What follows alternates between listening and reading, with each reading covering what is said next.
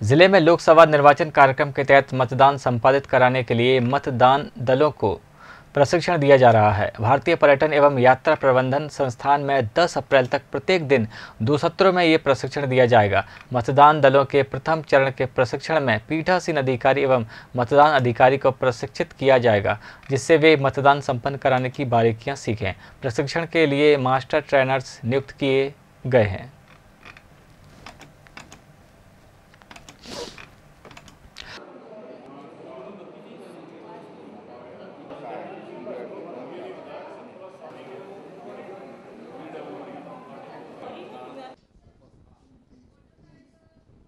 आज 10 से 1 बजे तक 567 लोगों ने ट्रेनिंग ली है। उसमें 26 लोग अनुपस्थित रहे और 2 से 5 बजे तक 585 की होना है।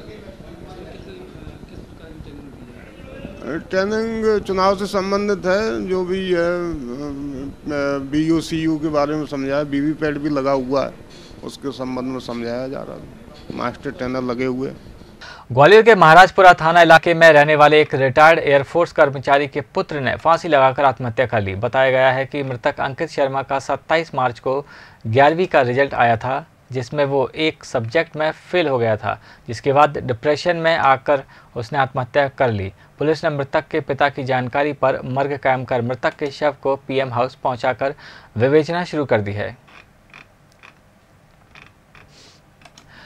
मेरा बच्चा अंकित कुमार शर्मा 11वीं क्लास में पढ़ता था। एक सब्जेक्ट में फेल होने के कारण डिप्रेशन में आ गया और उसने 27 कल दोपहर फांसी लगा ली। पहले बिरला ले गए, वहाँ मृत घोषित किया गया। उसके बाद PM के लिए लेकर के आए इधर शाम को। आज PM होना बाकी है। जी, मैं महाराजपुरा थाने से आया हूँ। जी, Ankit Sharma son of Vinod Kumar Sharma GL 1199 DD Nagar Chawla market के पास रहने वाले था।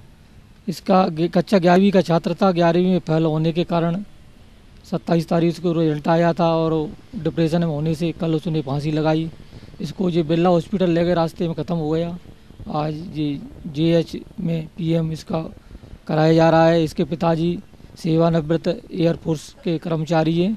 ग्वालियर की कोतवाली थाना पुलिस ने एक बड़ी कार्रवाई करते हुए एक आरोपी को 1.5 किलो गांजे की खेप के साथ दबोचा है। बताया गया है कि पुलिस को जानकारी मिली थी कि गुब्बारा फाटक पर एक युवक गांजा बेचने के लिए पहुंचा है, जिस पर पुलिस ने मुखबिर की सूचना पर कार्रवाई करते हुए पुलिस ने यहां घेराबंदी कर आरोपी देवेंद्र राणा को दबोचकर उसकी तलाशी ली तो आरोपी के कब्जे से 1.5 किलो गांजा बरामद हुआ है, जिसकी कीमत 25,000 के आसपास आंकी गई है। आरोपी के खिलाफ पूर्व से ही कंपू थाने का आदतन अपराधी है।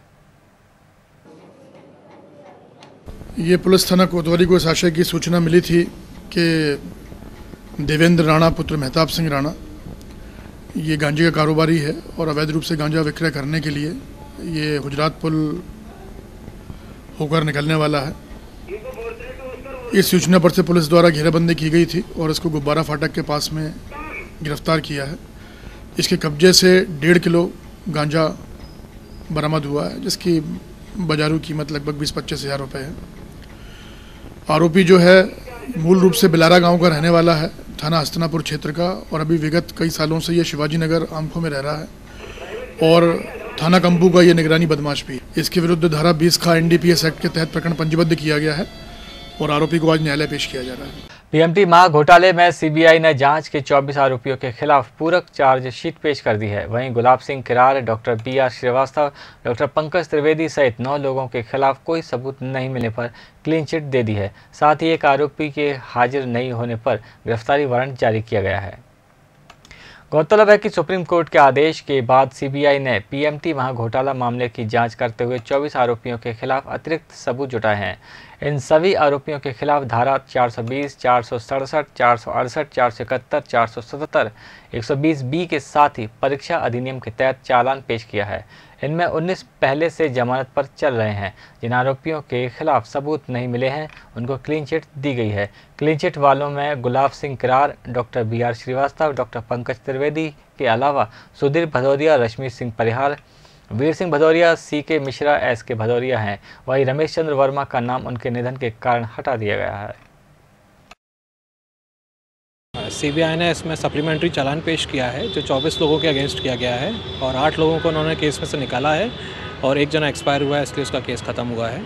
जो 8 लोगों को निकाला है उनका कहना यही है कि हमने इन्वेस्टिगेशन के दौरान उसमें कोई भी ऐसी एविडेंस नहीं आई है जिससे कि उनके अगेंस्ट हम केस चला सकें, जिसमें सुधीर सिंह भदौरिया हैं, BR श्रीवास्तव हैं, डॉक्टर पंकज त्रिवेदी हैं, ऐसे ही और लोग हैं। और बाकी लोगों का चालान पेश हो गया है, जो कि अब ट्रायल चलेगी, जिसमें मतलब बड़ी राहत की बात है 8 लोगों के लिए जो आज जी कहीं ना कहीं हाँ पुलिस ने इन्वेस्टिगेशन, क्योंकि पुलिस ने जब इनिशियली केस रजिस्टर हुआ था तब आशीष चतुर्वेदी की कंप्लेंट पे से हुआ था और थाना झांसी रोड में, और उसके बाद से उनको एक्यूज़ तो बना के रखा ही हुआ था। दैन CBI ने जब जांच की है और उन्होंने पाया है कि इनके खिलाफ कुछ एविडेंस नहीं है, उनके अगेंस्ट जो शिकायत की गई थी वो झूठी थी, जिस पर से उनको निकाला गया है केस में से। गौरतलब है कि साल 2011 में दाखिल की गई FIR की जांच में खुलासा हुआ कि प्री PG प्रवेश परीक्षा में जमकर फर्जीवाड़ा हुआ था। पूरे घोटाले में फर्जी परीक्षार्थी से लेकर परीक्षा दिलाने दलाल और एडमिशन तक लगभग 5 से 50 लाख रुपए का सौदा होता था। जनगंज क्षेत्र में बाल श्रम के मामले में कार्रवाई करने पहुंचे अमले को हड़काने का कांग्रेस विधायक प्रवीण पाठक पर सनसनीखेज आरोप लगा है। श्रम निरीक्षक का कहना है कि विधायक ने कार्रवाई न रोकने पर बैतूल तबादला करवाने की धमकी दी है। इस मामले में श्रम विभाग के अधिकारियों ने विधायक प्रवीण पाठक के खिलाफ पुलिस को शिकायती आवेदन दिया है। जानकारी के अनुसार ADM संजीव केरकेट्टा के निर्देश पर श्रम निरीक्षक प्रवेश गुप्ता एक मामले में जांच करने जनगंज क्षेत्र के हनुमान चौराहा स्थित महेश टी मारुति चाय की दुकान पर पहुंचे थे। श्रम निरीक्षक प्रवेश गुप्ता का कहना है कि जांच के दौरान अमले को दुकान में काम करते 2 बाल श्रमिक मिले थे। अमला जब कार्रवाई कर रहा था तभी ग्वालियर दक्षिण के कांग्रेस विधायक प्रवीण पाठक वहां आ धमके। विधायक ने अमले को धमकाते हुए कार्रवाई न रोकने की स्थिति में बैतूल तबादला करवाने की धमकी दी और चले गए। श्रम निरीक्षण के अनुसार तत्काल उन्होंने SP नवनीत भसीन और जनगंज थाना प्रभारी योगेंद्र सिंह को पूरे घटनाक्रम से एक शिकायती आवेदन के माध्यम से अवगत कराया। वहीं पुलिस इस मामले में फिलहाल जांच कर रही है। अब मेरा ऐसा तो कोई है नहीं, हम तो एक शासकीय मुलाजिम हैं, तो हम तो अपना कार्रवाई कर रहे थे। और चूंकि अब वो जनप्रतिनिधि हैं तो अपना वोट बैंक के लिए या किसी अन्य तरीके से वो हस्तक्षेप करने की उनकी ये एक शैली है।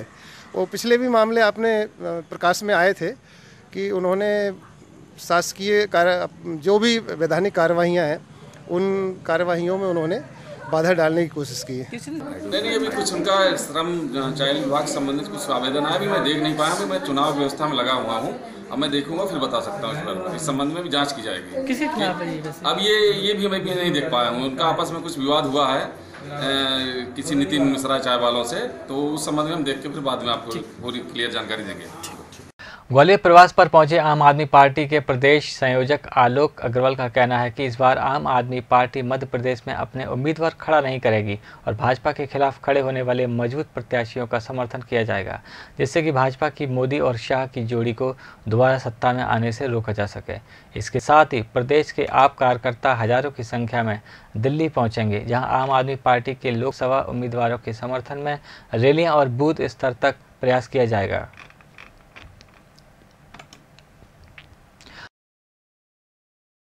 आज ग्वालियर में ग्वालियर चंबल संभाग के कार्यकर्ताओं और पदाधिकारियों की बैठक हुई और इसमें तय किया गया है कि चूंकि सबको समझ में आ रहा है कि भारतीय लोकतंत्र के लिए मोदी शाह की जोड़ी सबसे ज़्यादा खतरनाक है और वो लोकतंत्र खत्म कर रही है, इसलिए मध्य प्रदेश में हर लोकसभा में भारतीय जनता पार्टी के खिलाफ जो सबसे ताकतवर उम्मीदवार है उसको वोट दिया जाएगा और दिल्ली में हजारों कार्यकर्ता पहुंच के आम आदमी पार्टी के प्रत्याशियों को जिताएंगे। हर जिले के स्तर पर लोकसभा अभियान समितियों का गठन किया गया है। भारतीय जनता पार्टी के खिलाफ पोल खोल अभियान चलेगा और दिल्ली में कार्यकर्ता जाकर वहां पर विजयी दिलाएंगे।